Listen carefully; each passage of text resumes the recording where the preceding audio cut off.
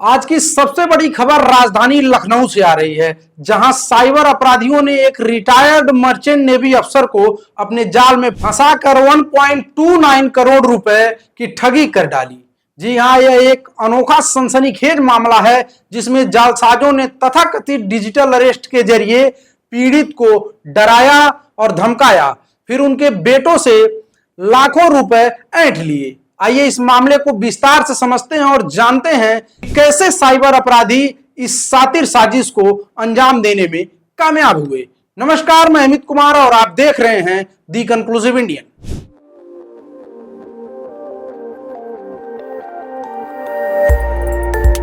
यह घटना लखनऊ के सरोजनी नगर थाना क्षेत्र की है, जहां मर्चेंट नेवी से रिटायर्ड अफसर सुरेंद्र पाल सिंह साइबर ठगों का शिकार बन गए।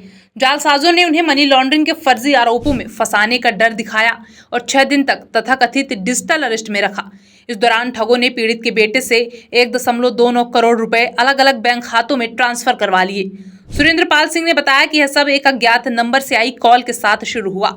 कॉलर ने खुद को सीबीआई अफसर बताते हुए दावा किया कि उनके खिलाफ मनी लॉन्ड्रिंग का गंभीर मामला दर्ज है और जांच चल रही है। यह सुनते ही सुरेंद्र पाल घबरा गए। जालसाजों ने उनकी इस घबराहट का फायदा उठाया और उन्हें वीडियो कॉल और मोबाइल फोन के जरिए लगातार निगरानी में रखा। इतना ही नहीं, उन्हें घर के बाहर ना निकलने की सख्त हिदायत भी दी गई। ठगों ने पीड़ित को यह यकीन दिलाया कि अगर वे मामले को निपटाने के लिए पैसे जमा करेंगे तो उनकी समस्या हल हो जाएगी और उनका पैसा सुरक्षित रहेगा।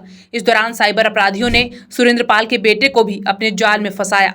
डर और दबाव के चलते उनके बेटे ने धीरे धीरे 1.29 करोड़ रुपए ठगों के बताए खातों में ट्रांसफर कर दिए। जालसाजों ने पीड़ित परिवार को बार बार आश्वासन दिया कि उनका पैसा सुरक्षित है और जल्द ही लौटा दिया जाएगा, लेकिन जब लंबे समय तक पैसे वापस नहीं आए तो परिवार को ठगी का एहसास हुआ। इसके बाद उन्होंने सरोजनी नगर थाने में शिकायत दर्ज कराई और अब पुलिस इस पूरे मामले की गहन छानबीन कर रही है। यह मामला न केवल साइबर अपराध की गंभीरता को दर्शाता है, बल्कि यह भी बताता है कि कैसे शिक्षित और जागरूक लोगों को भी इन ठगों का शिकार बन जाना पड़ता है। जैसे नए तरीकों का इस्तेमाल करके अपराधी लोगों को डराने और उनके पैसे हड़पने की कोशिश कर रहे हैं। सवाल यह है कि आखिर यह डिजिटल अरेस्ट होता क्या है, चलिए समझते हैं। दरअसल यह एक ऐसी तकनीक है जिसमें साइबर अपराधी फर्जी कॉल्स, वीडियो कॉन्फ्रेंसिंग या मैसेज के जरिए लोगों को डराते हैं और उन्हें घर में ही नजरबंद जैसी स्थिति में रखते हैं। इस दौरान पीड़ित को लगता है कि वह किसी सरकारी जांच का हिस्सा है, जबकि असल में वह ठगों के जाल में फंस चुका होता है। तो सवाल ये उठता है कि आप और हम ऐसी ठगी से कैसे बच सकते हैं।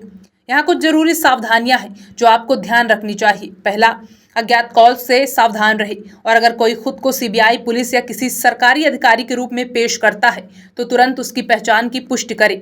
दूसरा, पैसे ट्रांसफर करने से पहले जांच करें और कोई भी राशि ट्रांसफर करने से पहले अपने परिवार, दोस्तों या स्थानीय पुलिस से सलाह लें। तीसरा, साइबर क्राइम हेल्पलाइन पर संपर्क करें।